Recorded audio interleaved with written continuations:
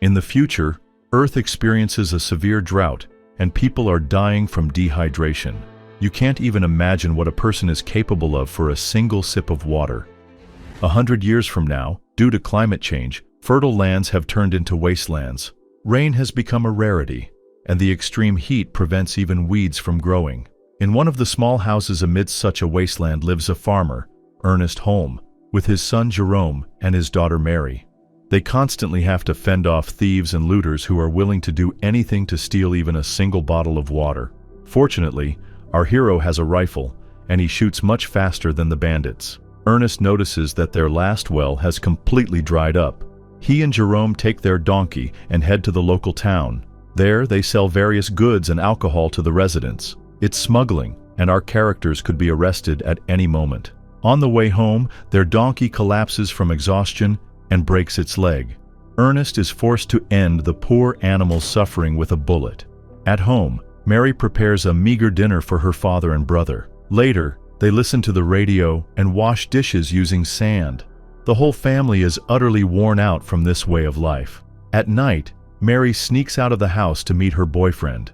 Ernest is very unhappy about this. The next day, the man goes to an auction hosted by the local businessman Sam Lever.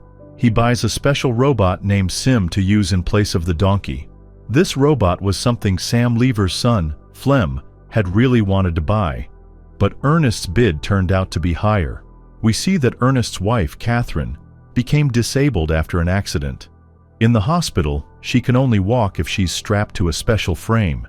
She is very happy to see her loved ones, but she must stay there to receive the necessary care. Ernest and Jerome return home from the hospital. They see their neighbor Robbie with his wife and young child on the road. Our protagonists stop at a gas station and drink directly from the fuel hoses. Out of pity, Ernest gives Robbie's family his tank of water. The young parents confess that they are ready to sell their baby. Upon hearing this, Ernest becomes very angry. In the afternoon, Flem comes to Ernest and asks if he could rent his new robot. Ernest refuses, as he doesn't trust the young man, and Flem leaves, cursing and swearing at him. Sim performs his functions excellently and works much better than a donkey or a horse. Ernest asks the local businessmen to lay a water pipeline through his land and create an irrigation system, but it's too unprofitable for them. They dig a deep well together with his son, but it's not for water. It's a trap for wild animals or robbers. Ernest advises Jerome to find himself a girlfriend, and then jokingly wrestles with him to cheer them both up. Later, they drive in the car, singing cheerful songs. Ernest has an excellent relationship with his son, but things are not so simple with his daughter. Mary is dating Flem, and the man strongly disapproves of her choice.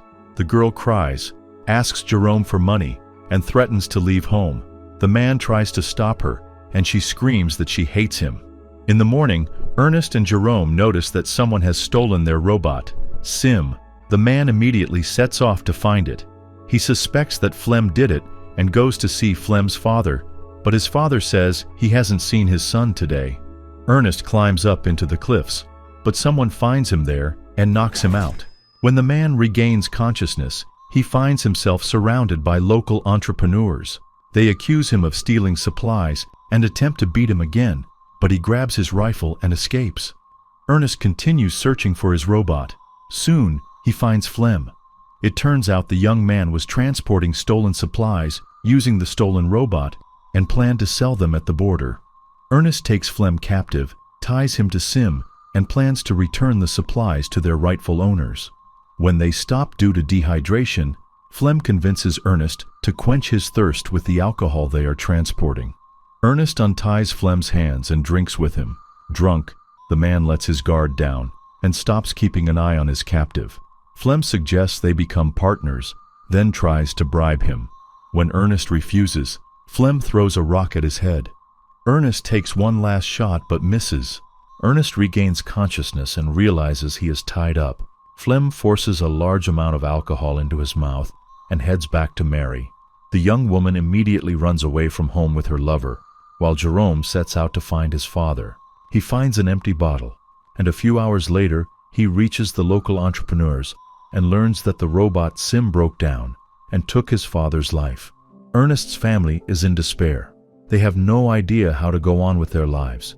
Flem shows up and promises to save them. Jerome tries to destroy the robot, but Flem calms him down and says that he has come up with a clever plan. It turns out that this family farm originally belonged to Flem's father. Using flattery, cunning, blackmail, threats, and money, he secures illegal irrigation for the land. This is a chance to rid them of hunger and thirst for many years, to gather good harvests, and to prosper. After some time, Jerome sees the first green sprouts on the ground. Every day they grow more, and they seem to be growing right before their eyes. The men are very pleased. We see that Mary is pregnant, and soon Flem marries her. Despite this, he often thinks about the crime he committed, and his conscience troubles him a little. Flem is visited by employees from the local bank. It turns out that Ernest had left behind enormous debts, and as repayment for the loan, the bank now wants to take back the farm. Flem becomes enraged. To pay off the debts, he deceitfully forces his friend Robbie to sell his child in secret from his wife. He lies, saying that the buyers just want to look at the baby to offer their price, but in reality, they immediately take the child away. Seeing what is happening, Robbie tries to get his son back, but he is shot. They also attempt to shoot Flem, but he manages to escape. The robot Sim remains at the crime scene and records the conversation. After that, it goes away. Flem lies to Jerome and Mary, telling them that he sold the robot to his friend Robbie and that, thanks to this, he paid off Ernest's debts and bought back the farm. The limping and broken Sim returns to its creator, Calvin Huyman, who lives in a border town. Calvin contacts Jerome via radio and informs him about the found robot. Flem visits the bird market and sees Robbie's wife there. She is holding a plastic doll in swaddling clothes. Jerome notices this. Flem immediately takes the young woman with the doll away, but Jerome realizes that they are blatantly lying to him. The young man decides to go after his robot. He reaches the border, but they don't let him through because he is a minor. He meets a pretty young woman named Anna, and she helps him cross the border illegally. The thing is, this young woman lives with so-called settlers, people who are against the government and are therefore considered criminals. Jerome quickly falls in love with Anna, despite her being older than him, and even draws her portrait. He is particularly fond of Anna's hairstyle, which exposes her beautiful ears. Jerome crosses the border and finds Calvin. The man returns the repaired Sim to him. The robot's creator shows the young man that Sim's laser sensor functions like a video cassette recorder. Jerome reviews the latest recordings and sees how his father bought the robot, how Flem stole it, how his father tracked him down and captured him, how Flem attacked him and seriously injured him, and then tied him to the robot, initiating the water camp command. The young man is horrified by what he sees. At night, Flem can't sleep. He hears that it has started to rain. Jerome returns home. He says that Sim has come back and asks Flem how this happened, since he had sold it to Robbie. Flem once again comes up with a lie. Jerome visits his sick mother and lies, telling her that everything is fine and that Flem is a great guy. At home, Jerome and Flem practice shooting with a rifle together. The young man wants to shoot Flem but misses. After hunting, he hides the rifle under his bed. In the afternoon, Jerome tells Flem that he spoke with Robbie over the radio. This greatly frightens Flem. Jerome lies, saying that Robbie was looking for him. Flem becomes extremely nervous, but tries to act as if everything is fine. Flem receives a letter from Robbie. His friend suggests that they meet tomorrow in the desert. Of course, we understand that this letter was written by Jerome. Flem tells Mary that he needs to sort out some work issues and leaves her at dawn. He wants to take his rifle, but Jerome says that he is having the rifle repaired because it shoots crookedly. Then Flem takes a knife and the robot with him instead. In the afternoon, Flem searches for Robbie in the desert, but of course, doesn't find him. Soon, Flem falls into a trap pit that Jerome had set. The man has broken legs.